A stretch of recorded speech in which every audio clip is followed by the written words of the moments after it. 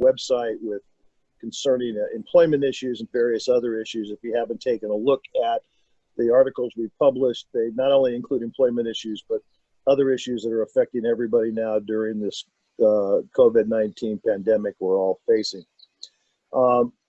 This issue today that we're dealing with misclassification of employees is front and center on everybody's mind, even before this COVID-19 outbreak. And it's something that is misunderstood greatly, and the law has changed dramatically in the past few months. Garett's going to go through the PowerPoint with you. We'll pick up with some questions and answers at the end of this. But the misclassification of employees is a very, very, very serious situation. You'll learn that it affects many companies. There's a lot of new laws that are trying to be enacted to change effects of two things. You may have heard about a recent enactment of a statute called AB 5.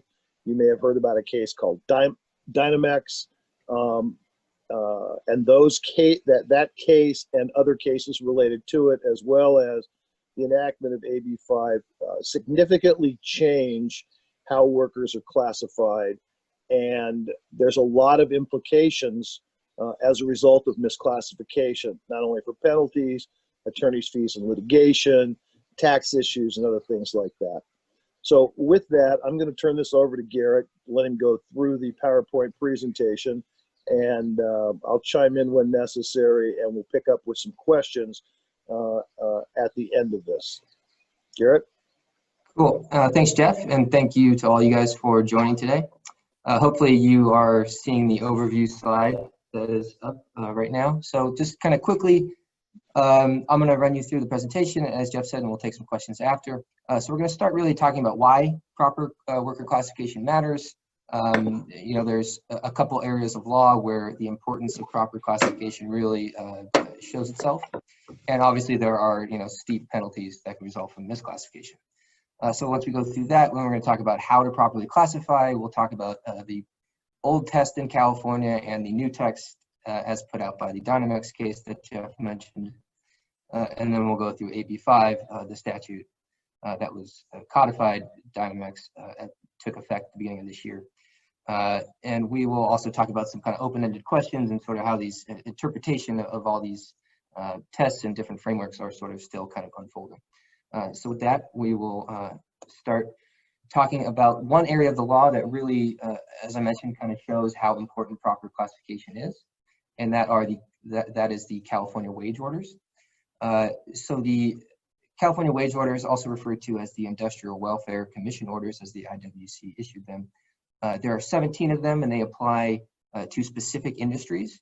And while, you know, the orders differ given the specific industry that the individual order applies to, there are you know, various overlapping and similarities between them. In essence, these orders really just require employers to provide certain benefits and protections to employees related to kind of working place related conditions. And critically, independent contractors are not eligible or entitled to these protections. So what are these protections? I've listed some of them here.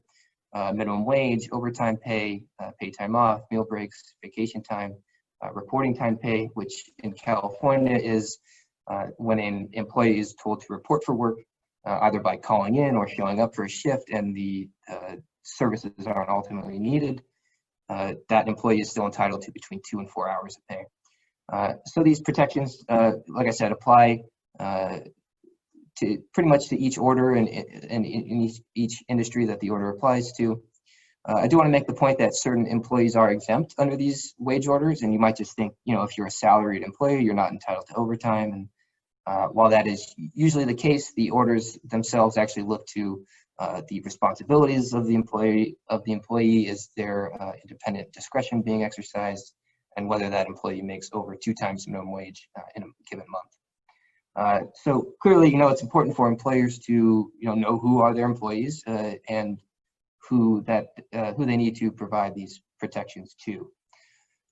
So a second area of law that really shows the importance of proper worker classification are the tax obligations imputed to an employer. So for example, I've listed some of them here. An employer is responsible for withholding an employee's state and federal income tax, Social Security and Medicare, various contributions to state required taxes like disability insurance, unemployment insurance, employment training, and any other applicable payroll taxes that either mandated by the state or perhaps the county that the business operates in. I also want to make the point too, real quick, and this isn't on the slide, but the federal framework, which we're not going to really get into today, as far as the federal test for classifying employees, is very different from that of California's. The federal framework uses an economic realities test. So with that said, without getting into the details of the test, there can be instances where a worker is properly classified as an employee under California, but for federal purposes remains an independent contractor.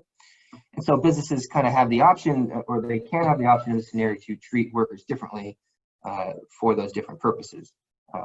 Jeff and I aren't tax attorneys, so if that's something that you would be interested in, we would suggest consulting with a tax specialist. Also want to note that under the Unemployment Insurance Code, specifically Section 1735, there can be personal liability for failure to properly pay the amount of contributions and withholdings due as a result of a misclassification. This section requires that the person having charge of the affairs of the company for making these tax obligations must fail to contribute willfully. So there is an affirmative defense potential there for, perhaps negligent or accidental failing to make withholdings or contributions, but nonetheless, there is that possibility. So again, this is just kind of another area where proper worker classification is very important. And in addition to this Unemployment Insurance Code section, which can impose liability on, obviously the company as well as the individual responsible for making these withholdings and contributions, there are a litany of other various methods of enforcement and remedies and potential liabilities that can result from misclassification. So we'll talk about that on this slide. So the most common scenario we usually see play out is you have a worker who feels as though he or she has been misclassified and asserts a claim for benefits due under the wage orders had they been properly classified. So usually any wages due or other benefits that were owed, and they will tack on interest and potentially attorney's fees to these awards as well. And this lends itself to big class action awards where similarly situated workers, especially for big companies, can all join in, and it leads to large awards that also include attorney's fees. So there's also a public right of enforcement whereby the labor commissioner can assert misclassification claims against a company on behalf of the state via the Private Attorney General's Act. I believe in these instances, usually 75% of what's recovered goes to the state and 25% will go to the actual individual worker who was misclassified. And also AB5, which we're going to get into in a few slides here, also allows big cities with populations of over 750,000 to enforce misclassification as well. So there are also various civil penalties available for misclassification under the California Labor Code. I've listed a couple of them here. Section 558 imposes basically a strict liability, $50 for your first misclassification violation, $100 for each subsequent. There's a bill pending right now, actually SB 1331, that would increase these amounts to $125 and $250.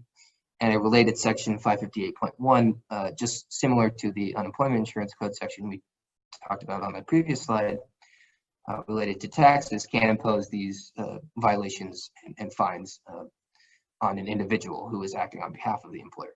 So more worrisome is section 226.8, which will impose between $5,000 and $15,000 for a violation of a willful misclassification.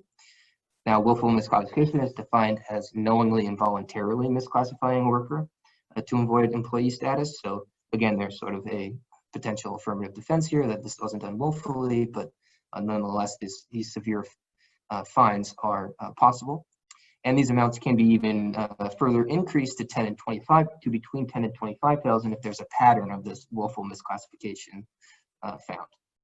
And again, these penalties can be imposed on the person or individual who is engaging in such willful misclassification. So there's also criminal sanctions available. Failure for misclassifying, failure to withhold and pay payroll taxes can result in a misdemeanor charge and even a jail sentence.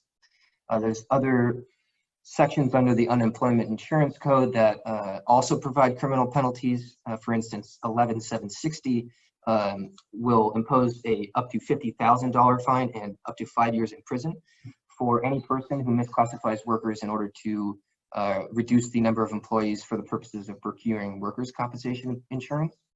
So just suffices to say that there are a lot of potential routes for imposing liability as a result of misclassification, which include not only just civil penalties but also criminal sanctions as well. There's also a cause of action under the Business and Professions Code for unfair business practices. Okay, so that kind of sums up our kind of overview as to why proper classification matters, as far as making sure you're compliant with the tax provisions and the wage orders and avoiding all of these potential liabilities. So let's get Garett, into now. Yeah, sorry. Garett, hang on 1 second before we go to the next slide. I want everybody to understand that this area that we're talking about right now, this potential liability for misclassification, is really important to understand because a lot of litigation concerns the misclassification, and a lot more is going to come in the future with the enactment of AB 5 and the Dynamex case that Garett will be talking about. Not to mention there's potential attorney's fees that Garett touched on in the beginning, and back wages that have to be paid. But as Garett talked about briefly in the slide before, there is potential for individual liability for people that are responsible for making the payment. That's not the president necessarily or the managing member of the company. That could be a CFO. That could be a person writing the checks. That could be any person that is responsible for classifying the employee. And that person as an employee may have some defenses to that, which is another topic we can discuss. But understand that a claim could be brought against the responsible person, which is something that has been done in the past, but not so much as we're seeing now and we're expecting to see going forward. Go ahead. Thanks, Jeff. And we'll touch on some other litigation involving proper classification that's sort of ongoing in later slides. But again, so that kind of sums up why classification is really important. So let's move on to now how to properly classify. So for a long time in California, the operative test for classifying independent contractors from employees was referred to as Borello. Borello is still in use, so it is still relevant. We'll talk about how in a couple slides. But the Borello test really focused on the degree of control that a company either asserts or could assert over all aspects of the work performed by the worker in question. And it does start with the presumption that workers are employees, but it allows the employer to rebut this presumption by pointing to a long list of various factors that sort of tend to indicate whether control is being exerted. So what are these factors? They range from how much skill is required in the performance of the work, who's providing the instrumentalities and supplies, who owns the property where the work is being performed, who's making the calls on the important decisions of the performance of the work, what do the parties actually believe their relationship to be. So there's additional factors beyond that, but there's none of these factors are really dispositive, and it sort of created this gray area and this uncertainty as to how many factors employers needed to show in order to satisfy this test and to thus show that their workers are properly classified as ICs. And we'll get to this in a second, but the Dynamex court in 2018 really thought that this test was sort of creating a competitive advantage for businesses who are not properly classifying, just given the flexibility of this test. And these businesses just pointing to a few different factors that might be favorable to them and sort of ignoring the ones that weren't, and sort of were skating by through the flexibility of this test. So we'll fast forward now to 2018 and the Dynamex decision, which introduced this new test. And again, the Supreme Court wanted a more concrete framework where both workers and employers would have a better idea of how they should be classified, as opposed to this kind of gray area that the Borello test created. So the Dynamex test, like Borello, also starts with the presumption that all workers are employees. However, it requires employers to prove 3 separate prongs in order to rebut that presumption and thereby prove that their worker is properly classified as an IC. And failure to demonstrate any one of these prongs necessarily results in a finding of employment status. So you have to satisfy all 3 of these, or else the worker is deemed an employee. So what are these prongs? The first prong is essentially the Borello test, that the worker is free from the control and direction of the hirer. A lot of the same factors that I just mentioned on the last slide are relevant for this prong. But again, this is just one part of the 3-part test that employers must now get over. So prong B is definitely the most controversial. A lot of businesses that could pass Borello that now can't pass Dynamex. Prong B is the reason why. Prong B requires that the worker performs work that is outside the usual course of the hiring entity's business. So the kind of straightforward example that the Dynamex court provides is if you consider like a retail clothing store that makes and sells clothes. If they bring in a plumber to fix a leak, clearly the plumber is not performing a function within the usual course of the hiring entity's business. But say the same store, hires seamstresses to make clothes, and say the seamstresses work from home and they choose their own hours and use their own sewing equipment. Under Borello, there'd be very little control being exerted over these seamstresses, and they'd likely be considered independent contractors. But here, under the Dynamex test, they would not be able to get around prong B and would likely be classified as employees. So prong C is that the worker is engaged in an independently established trade or business of the same nature as that involved in the work performed. This has also been interpreted as whether the class of this type of worker is customarily engaged in its own independent business. So again, those are the 3 prongs, and failure to prove any one of them will result in a finding of employee status. Let me chime in on something here, Garrett, please. I want everybody to understand that there is a presumption under Dynamex, as the first line of the slides indicate, that all employees are all workers are employees that you're paying. So in reality, what happens is if you have these 3 prongs, and if you can establish all 3 of these elements, then the presumption goes away. So you have to understand that you're starting from the premise that anybody that you employ within your business, anybody that works for you, is an employee. And these 3 prongs make it very, very difficult for companies, even in the gig economy, companies that are where you have programmers that are writing code that work for you in the company, where you're directing them. Part of your business is to program a particular application, and the employee is not engaged in an independent established trade. These are all going to be employees, even if you call them independent contractors and pay them on a 1099. You don't get around this. Yeah, just to add a little bit to that, Jeff, so you mentioned the gig economy. This test and AB5 were in part really designed to force the gig economy to reclassify their workers as employees, and that's largely because of prong B. Now we've seen major gig economy companies like Grubhub and Uber already kind of put forth these arguments that are trying to define themselves in a broad sense as just a technology platform that just connects users, as opposed to a transportation company or a food delivery service, and that's largely for the purpose of, trying to buttress this argument that their workers fall outside the usual course of their business. We haven't seen these arguments play out in court yet, but they have been received with some skepticism, so that's something we'll keep our eye on. A couple other quick points about Dynamex. Garrett, if I can interrupt real quick. Sure. We had a couple questions here. Number one is someone would like more of an explanation on point C, the third bullet. Sure. So, Part C requires that the independent business, that the worker has some sort of independent business ongoing that is in the same nature of the service that's being performed. The independent business operation must actually be in existence at the time the work is performed.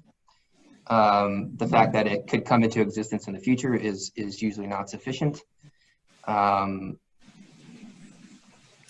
Let me chime in as well, Garrett. Yeah, on the independent established trade, let's go back to my quick example about a programmer. If you had a programmer that's working outside of the company that does programming for other people as well, not only for you, and he's got a business, like he's got his own company, and his company is involved in programming, then you can establish that he's an independent trade. But if you have programmers that work for your company full-time, and they're doing programming, and they may be in different locations, they don't have to be in the same place, that person is likely going to be an employee because it's not independently established business of the employer, number one. And number two, it probably doesn't meet Part B, which is the most difficult, because if your usual course of business is programming, you may not be able to meet that test. So you've got to look at somebody that is, if you pictured a separate business and that person works for a number of different people, even though it's programming, and he can do that work separately and independently, he's probably not going to be an employee and will probably be able to meet that test. I hope that answers the question. So Jeff, that dovetails into the next question: is what if person working has a corporation, whether it's a C Corp, LLC, S Corp, and the company that is engaging with that person is paying their corporation, not that person. So say he's a programmer and he has a programming business, or say it's a part-time CFO that works for one of the myriad numbers of firms that provide CFO services. If it's done as a subterfuge for an employee and he's only working for the one company and he's not working for others as well, he probably does not have an independently established trade or occupation.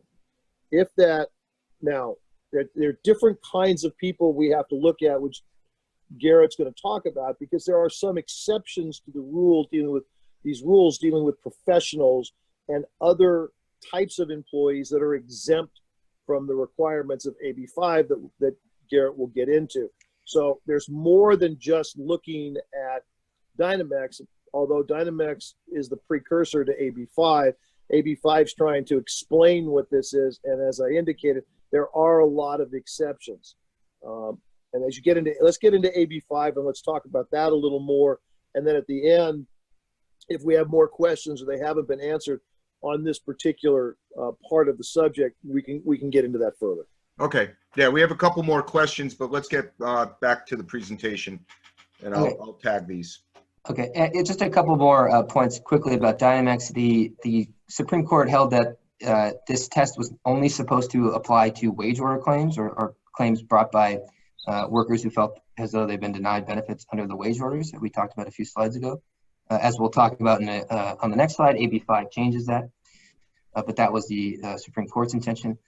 Also, this test is not applied in the joint employer context. So a couple cases coming after Dynamex held that where a worker tried to hold not only its direct employer liable for misclassification under the Dynamex test, it also tried to hold a related entity, whether it was his parent entity or just a company affiliated with his direct hire through franchise agreements. And those courts held that no, the Dynamex test only applies to the entity that hires you. So that's not to say that two separate companies that hire the same worker can be forced to satisfy the ABC test, but that's the joint employer exception. So now getting into AB5, as we've touched on, it is the California State Legislature bill that was introduced last year to codify the Dynamex decision.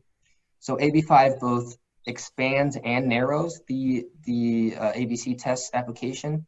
It expands it in that it applies the ABC test to all claims brought under the labor and unemployment insurance codes, so not just wage order law claims. But it narrows it, as Jeff just touched on briefly, in that there are a lot of exemptions built into the bill, and professions that, if they can satisfy the exemptions and the additional requirements incorporated into those exemptions, will remain governed under Borrello as opposed to the Dynamex test. So included some of the kind of policy reasons and drawbacks of the bill, obviously to reduce poverty, protect workers' rights, also generate tax revenue.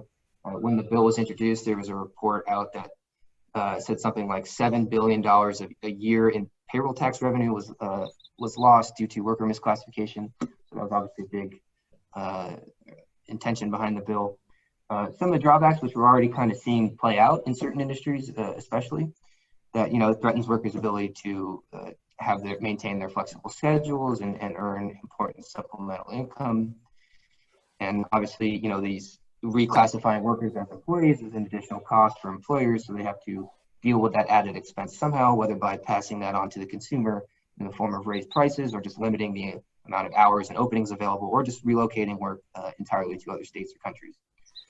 All right, so we touched on how there are exemptions in the bill. We're going to go through 4 of the main kind of broad categories of exemptions built into the bill right now. Also want to point out that if an employer is able to satisfy one of these exemptions, it doesn't necessarily mean that the worker is automatically an independent contractor. What it means is that the relationship will be classified under Borrello as opposed to Dynamex. So there are also other exemptions here that we're not going to get into. There's one for real estate and repossession agents, where that employment relationship is governed under a specific test in the Business Professions Code. And there's another one for the construction industry. But we're just going to focus on these 4 broad ones for our purposes. So the first exemption we're going to talk about is for licensed professionals. It's pretty straightforward. So if you are any one of these professions and are properly licensed in the state of California, then your employment relationship will be governed under Borrello as opposed to Dynamex. So you'll see a lot of healthcare professionals, doctors, surgeons, vets, lawyers, architects, and somehow commercial fishermen are on there as well. Garett, is this in the code, or is this a summary, or are these actually delineated in the exemption? These are delineated in the exemption under, I believe it's subdivision B of the bill. And it lists out all these various categories of licensed professionals that are qualify under this exemption. And engineers, could that be, computer engineers, people who are doing code? Yes, it could be if they're an engineer. And They have to be licensed, right? They have yeah, to the be key licensed, is being licensed. not just being a programmer. Right. Okay, so moving on to the next exemption, it's referred to as the professional services exemption. Now, this exemption is notable in that of the broad exemption categories that we're going to be discussing, that remain to be discussed, this is the only one that applies to individuals and not individuals operating through a business entity. So that was kind of brought up as far related to that prong C, but that is something that can be beneficial, being that you operate through some sort of business entity, either an LLC or sole proprietorship. Here, though, this exemption will apply to individuals and also those individuals operating through a business entity who provide professional services under contract and can meet certain requirements related to their independence. And it's also limited to specific industries, which we'll get into in a second. But what are these additional requirements? The individual must have a business location. It could be a home residence.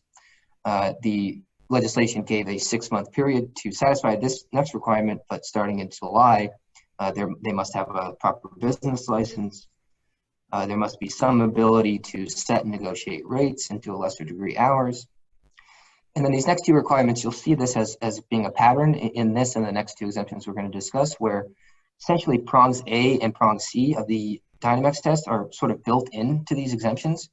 So in essence, it's sort of a way of just getting around prong B. They're not identical to prongs A and C as stated in the Dynamex decision, but pretty similar in that a requirement of this exemption requires that the worker must hold themselves out for the same type of work with others and regular exercise discretion. So what are the industries that are where this exemption is available? I've listed them here. Marketing, HR, grant writing, graphic design, fine artistry. There are some special circumstances and even additional requirements in addition to the requirements listed above that need to be satisfied by certain of these professions. For instance, for marketing, the work must be original and creative in nature in order to qualify for this exemption. And what does that exactly mean? It's not really clear. I'm sure case law will shed some light on this eventually, but it does say that the work must depend primarily on the invention or imagination or talent of the worker. So similarly in HR, the work must be predominantly intellectual, cannot be standardized or over a given period of time. There's also an important caveat to the freelance photographers and journalists who try to make themselves avail themselves to this exemption, in that there is a cap for 35 pieces of content that could be submitted to an individual employer. So for a freelance journalist to avail themselves to this exemption, they cannot submit more than 35 pieces of content to their employer.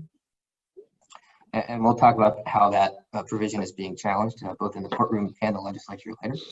You also see graphic design, fine arts. What does that exactly mean? It's not really sure.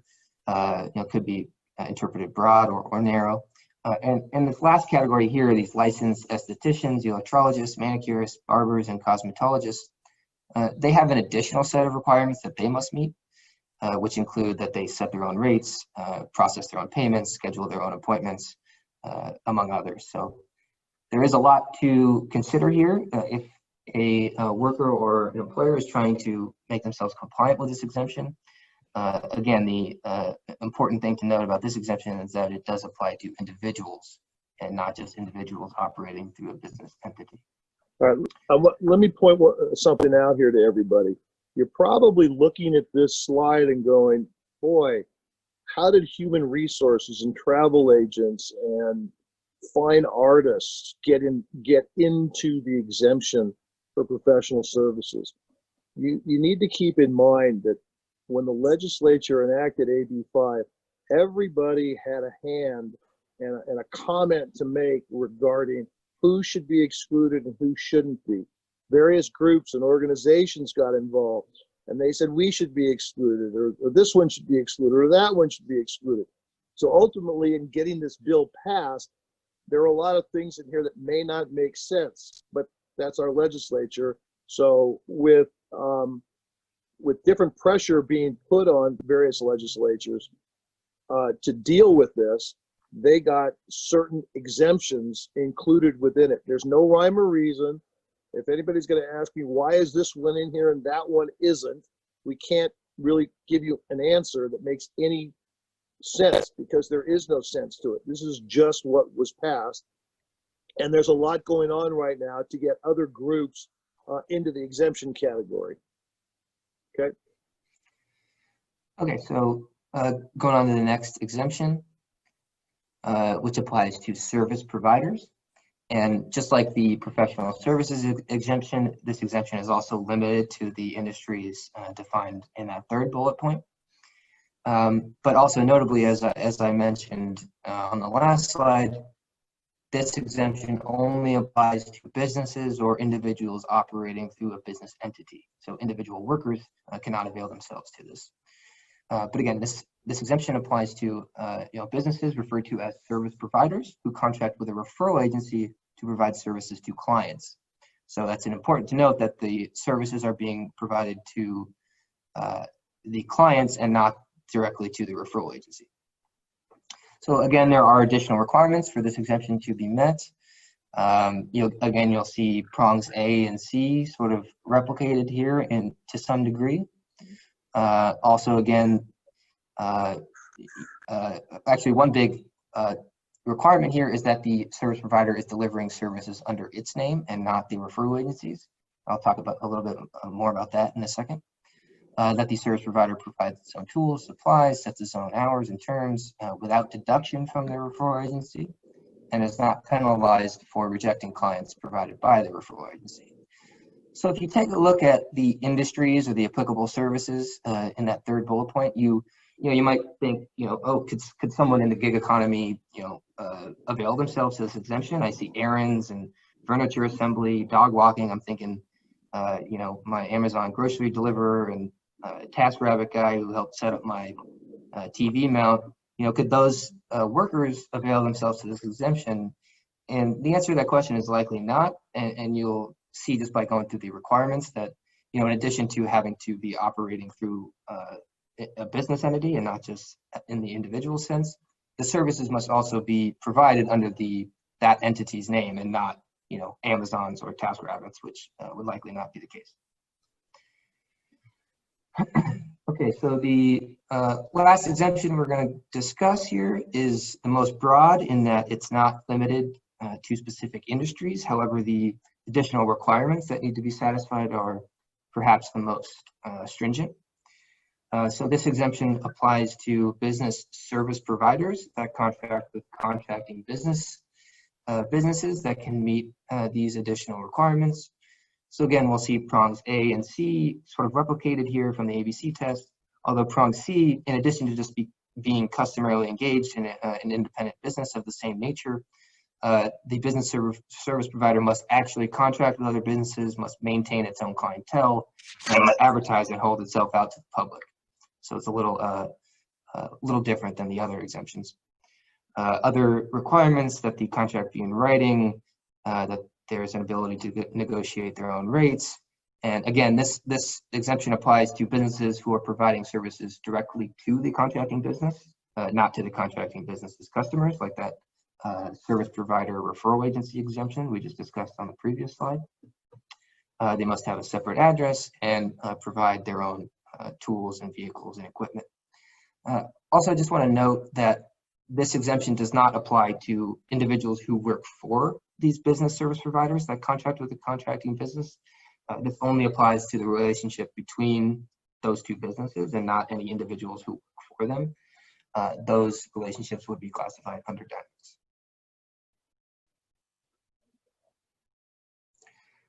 Okay, next slide. So we're going to talk about, a couple just sort of open-ended things that are sort of ongoing, some open questions, one of which is retroactivity, and whether these tests will apply retroactively, to work performed in periods before these tests were introduced. So AB 5 is explicitly not retroactive. It has a provision that states it only applies to work performed on or after January 1, 2020, when the bill became effective. However, there is a provision that allows the exemptions to apply retroactively, and in order to basically shield employers from liability if they can avail themselves to an exemption. So it applies to existing claims and actions to the maximum extent permitted by law. Now, what are existing claims and action? Does that mean claims that have already been filed or claims that have just arisen or could be filed? It's sort of unclear. And it's also unclear what the maximum extent permitted by law means in this context. So more importantly, Dynamex is silent on the issue of retroactivity. And we had a case come in the Ninth Circuit about a year or so after Dynamex in May of last year that held that that Dynamex should be interpreted retroactively. And their reasoning was that it was more of a clarification as opposed to a departure from established law. So, under this holding, even if a worker performed services entirely prior to when the Dynamex decision was issued, the ABC test would still govern the dispute for periods of up to 3 or 4 years, depending on the specific claim that was brought. So obviously, businesses were not happy about this. They felt that it was unfair to be subjected to a test for periods of time before it had been introduced.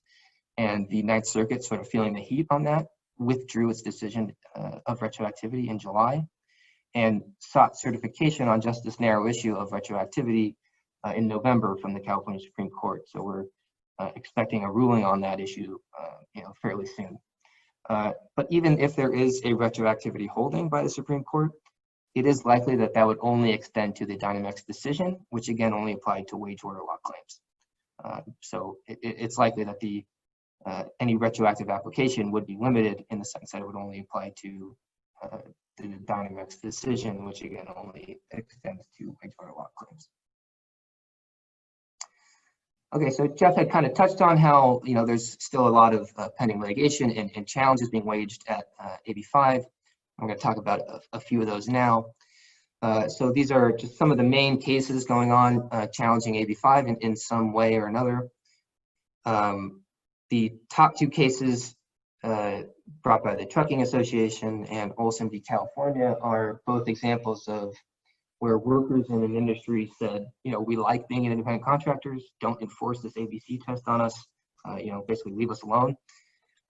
So while the trucking industry had some success in this arena, and on the grounds of a preemption argument, i.e. that AB5 was preempted by the Federal Aviation Administration Authorization Act. And there, the Trucking Association got an injunction granted and extended in federal court, and just got an outright order in state court that they are AB5 is enjoined from enforcement in their industry. So the trucking industry looks to be basically has created a case law exemption for themselves. Less successful have been the other two cases. Olson involved Postmates and Uber drivers who again asserted that, leave us alone. We want to remain independent contractors. We don't want to have to satisfy the ABC test or be reclassified as employees. And the companies obviously joined in on that case as well. The argument there was one of due process. And Jeff kind of touched on this argument earlier that, the exempted professions in the bill were just chosen arbitrarily, i.e. there was no rational basis for deciding who was exempt and who wasn't. And there the federal court ruled in denying a preliminary injunction that the state's interest in policing misclassification outweighs any potential harm that could be suffered. So that case is proceeding on to the merits, so we'll keep an eye on how that case develops.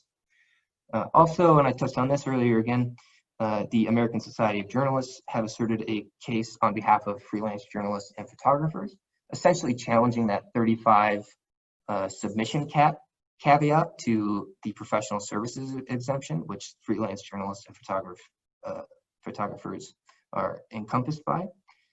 And the argument there was that this impedes on their First Amendment rights. It's an impediment to their freedom of speech.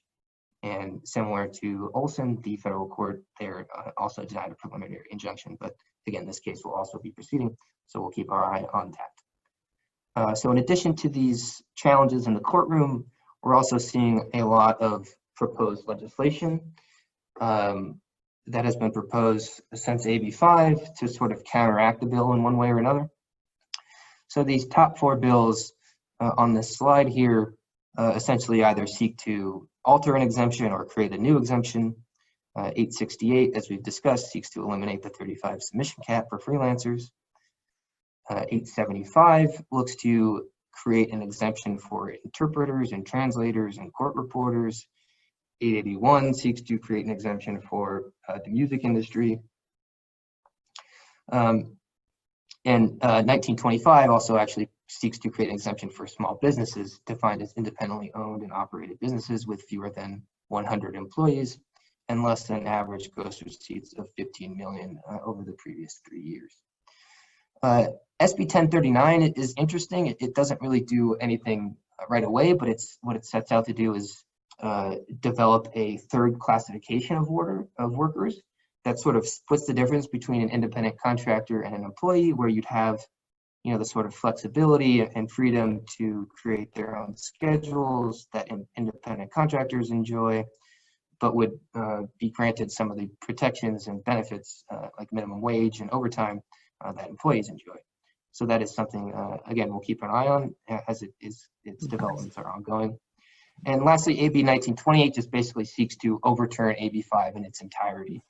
And, similar to the potential retroactivity holding by the California Supreme Court of Dynamex and its unlikelihood of affecting AB 5, AB 1928 would overturn AB 5, and it's unlikely that this would have any effect on the Dynamex decision itself, but it's unclear, exactly what effect it would have until when and until that bill is passed, or if and when, I should say. Let me just say one thing. It's also unlikely that AB 1928, in my opinion, is going to pass. Right. Given the fact that AB 5 was enacted, I don't think they'll have enough votes to overturn it entirely. So I wouldn't be holding my breath for that to get Jeff, passed. do you think with the current scenario, COVID-19 and people being out of work and wanting to get people to work as quick as possible, that maybe that's a crack in the ice there? It might possibly be, but, a lot of this is driven by financial interests. States want to get certain revenues in. They want workers to get coverage for unemployment, Social Security. So I'm not sure. It may give some opening to that, but just like the Uber driver and Postmates drivers and Lyft drivers, it's a very hard concept to change within the legislature to just all of a sudden allow for this opening.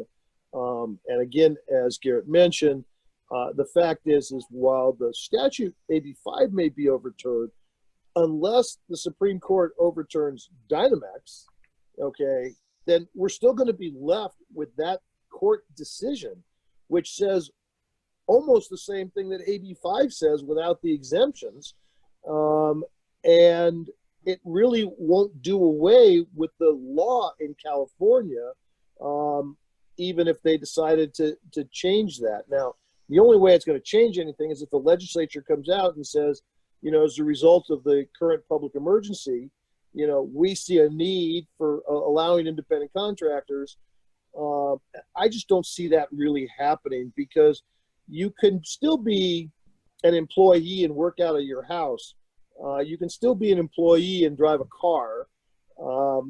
Uber and Lyft are a little different situations. They're trying to take the position in their court case that they are not really a ride-sharing company, but in fact, they are an application that allows people to connect, and they don't really provide ride shares. They just have this interconnected program that allows people to be able to pick up rides and do their thing.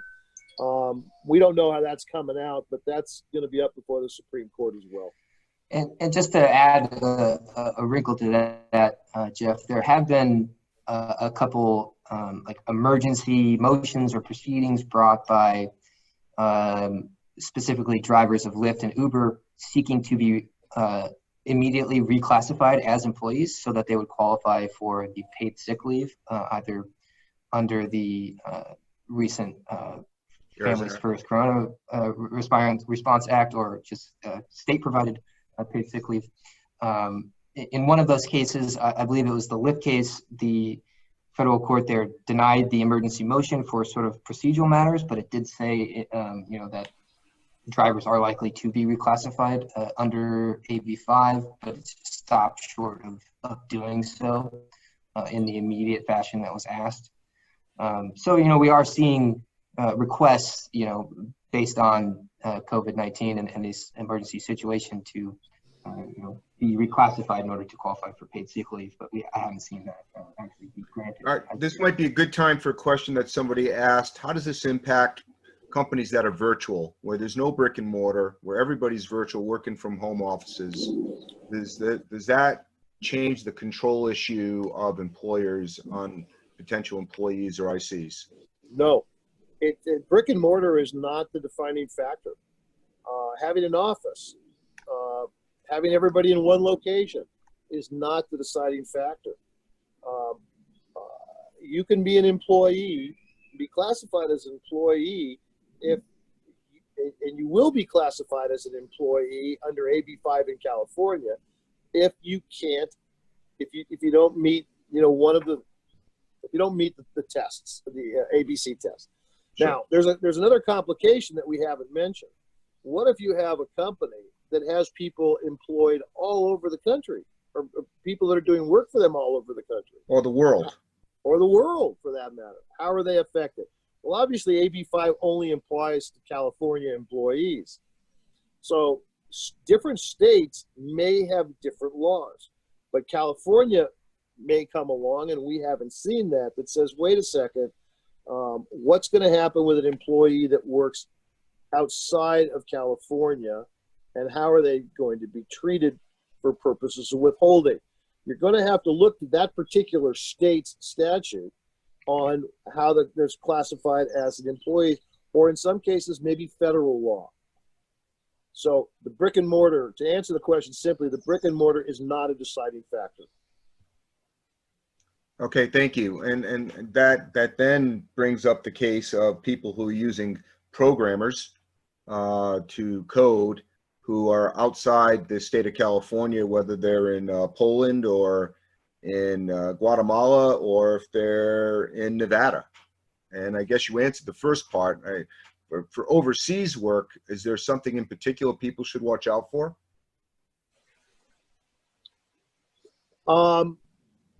Well, we don't know if California is going to try to extend jurisdiction to those employees and say they work for a California company. We haven't seen anything. Garrett, I haven't seen anything on that at this juncture. Have you? No, I haven't either. And as far as I know, AB5 and just the labor code in general applies to work being performed within the state. So even if you're a California resident and you're performing work outside of California, that wouldn't apply. It's only to work performed within the state. Oh, interesting. Okay. Thank you for that clarification. Sorry to interrupt. No problem. Oh, no worries. We're pretty much done here. Just kind of a bit of a wrap-up slide and things to just sort of consider going forward. If you are a business owner or if you're an employer, you should really, if you haven't done so already, immediately determine if any of your workers have been misclassified. And if you find that someone perhaps has been misclassified, you should immediately determine what action needs to be taken to avoid any penalties or liabilities. Now, normally this might include just reclassifying an IC as an employee and providing any back pay or compensation owed, or making any rectifying any tax obligations or contributions. Also, just given this open-ended retroactivity question, it would probably be wise to evaluate your classification practices for the previous 4 years, because that's how far back these claims could extend, in order to determine your maximum potential liability, at least as applied to the wage order law claims, assuming that a California Supreme Court holding of retroactivity of Dynamex only applies to Dynamex. But even if Dynamex is not determined to be retroactive, the ABC test would still apply to wage order law claims going back from the date of the Dynamex decision, which I believe was April 30th of 2018. So the ABC test could apply, before AB5 was became effective, if they're wage order law claims that cover, from the date of Dynamex decision onward. I had a quick question, a couple questions. One, someone wrote, does SB 881 cover all types of live entertainers booked for events, possibly only one time in a calendar year? So I'm not exactly sure. I don't think that exemption has that level of detail. I'd have to go back and read the actual text of that bill to give a sufficient answer, but I'm not entirely clear. I do know that there had been some commentary on this bill, suggesting that it was sort of ambiguous as to what music industry professional really means. But other than that, I'm not entirely sure. I'd have to look at the actual text and get back to it. And then as far as complaints being brought forward, can third parties make a complaint to the State Labor Board, or is it just the employee that is able to make a complaint on behalf of themselves for a wage order law claim? I'm not sure why a third party would be making a claim. They wouldn't have a claim. A competitor? Competitors have been known to notify the Department of Labor of wage order violations, overtime violations. In some sense, sometimes I've seen it for misclassifications over the years, but really not a lot. They can make a claim. The fact is that the Department of Labor is likely not going to investigate a claim made by a third party. I don't see any basis for it. It's really, this test is to protect the employee, and it's for claims brought by the employee, not some third party to get some benefit, as you would say. So I've only seen it a couple times over the years in overtime, failure to pay overtime and whatnot for piece good workers in the garment business, where one garment company is trying to get an advantage. I've never seen it in any other context. So from a practical standpoint, if someone is, quote, an independent contractor providing service to a company and both parties are happy, even though they may be misclassified, obviously the liability is on the company, but if there's an agreement between the two to have that working relationship, that doesn't matter. An agreement to be defined as an independent contractor is irrelevant for purposes of having to satisfy the ABC test if you actually have to. But only relevant if someone brings up a claim. No, it won't do anything for you. A lot of agreements have been written over the years, independent contractor agreements, where they say you're an independent contractor, you're going to pay your own taxes, you're going to pay your own, you're going to withholdings. It's your responsibility to do that. You're going to hold us liable in the event that any claim is made, et cetera, et cetera. Not going to be enforced at all. Okay, if you meet this test and if you're an employee and you cannot meet the test of being an independent contractor, I don't care what your agreement says. It will not hold up. It's against public policy. It's a violation of the law. And do not expect for 1 second that any agreement that you have with an employee to treat them as an independent contractor because they say, we want to pay our own taxes, we'll take care of it. That is not going to protect you in the event there's a claim. And I want to also explain that you have to understand, when everybody is getting along and everything is fine and the worker's getting paid and they're getting the money they want, no one's going to probably talk about it. It's when things go bad. And this part of misclassifying people that we're trying to talk to you about today is about dealing with what happens when they go bad. And when they go bad, they're going to go bad big time and in a very expensive way. And in a way that you're not going to believe what could possibly happen in terms of legal fees in cases, interest that could be due, the potential for retroactive application if that passes.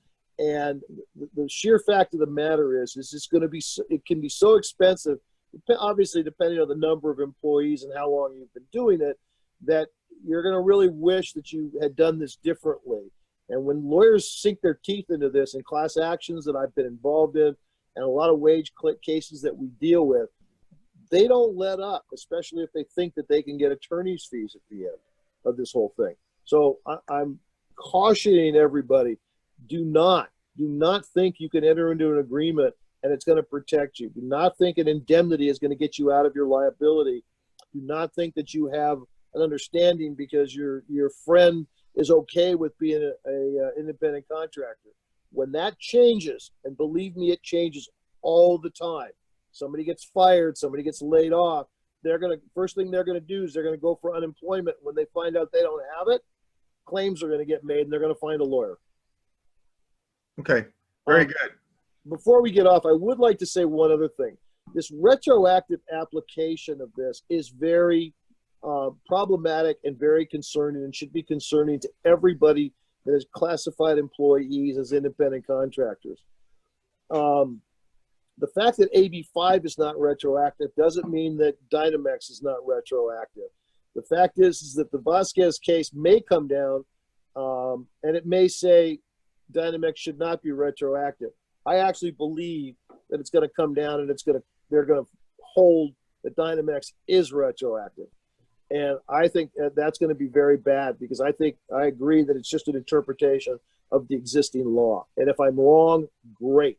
But if I'm right, the potential damages can be tremendous, because you go back 3 or 4 years. Thank you. Garrett? Yeah, that's about it as far as what we have. Just kind of continue to. Let me see if there's any questions then. Yeah. Folks, if you have questions, you can either unmute yourself, you have that ability, or you can type it into the chat and ask the question yourself. Anybody?